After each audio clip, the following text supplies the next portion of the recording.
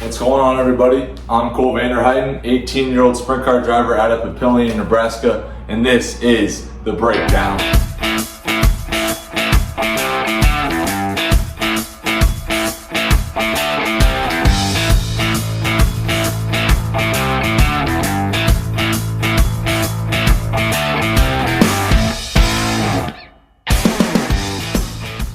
Now, like I had mentioned in last week's episode, this episode 4, is going to be about the sprint car front end and everything that entails with the front axle and connects to the front end. Now, the first part that I'm going to go over is the big black centerpiece that everything on the front end connects to, which is called the front axle.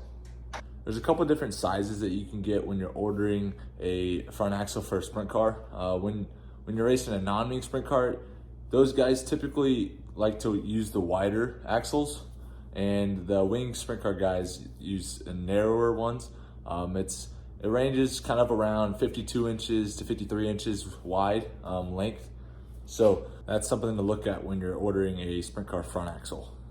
Each end of the axle has what we call a kingpin that slides through a hole that faces in diagonally. The kingpin slides right through the hole and holds on the spindle with a nut on the other end.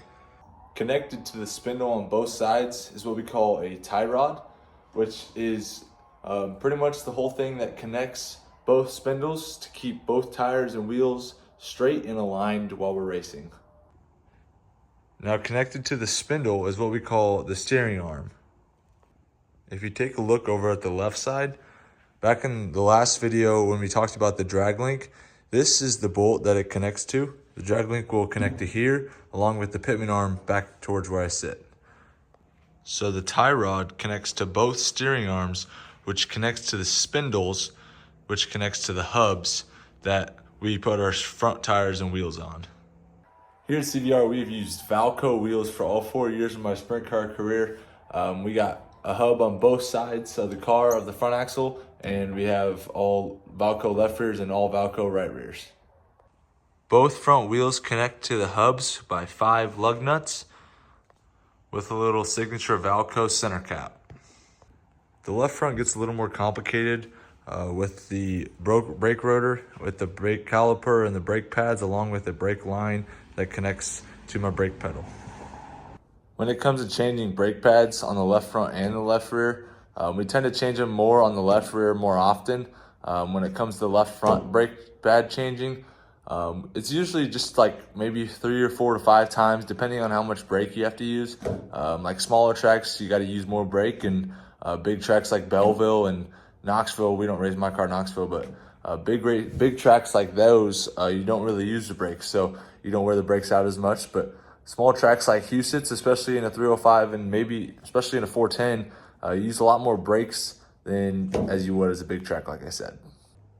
Now, you may be wondering what this little tether is wrapped around the front axle on both sides. Each end here connects to the radius rod bolt that connects to the frame on each side of the car on the front end. The main point of the tether, it wraps around both sides of the axle and connects to the frame, like I said, in hopes that it will hold the front axle inside of the car, inside the frame rails, trying to cause a less amount of danger to any fans watching from outside of the track. On both sides, towards the middle where the tether is, we have shock mounts that the bottom of both of our front shocks mount to.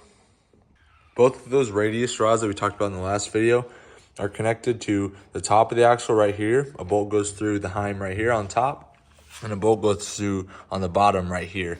Along with the left side, we have one spot for a radius rod for the bolt to go through the heim, which is the 3 radius rods that connect to the front axle. Believe it or not, those 6 or 7 parts is really all what it takes to build a full race-ready sprint car front end, with the axle and the tie rod to the hubs and the brakes. It all holds together well, but if one of the parts break, then it usually causes some chaos and could cause you to wreck or end your night pretty early. So Make sure all your bolts are tight on your sprint car front end before you go out for hot laps, heat race, or even to start it. So we'll see you guys in episode 5. Go Big Red, and where you have a bye week, and I'll see you next week.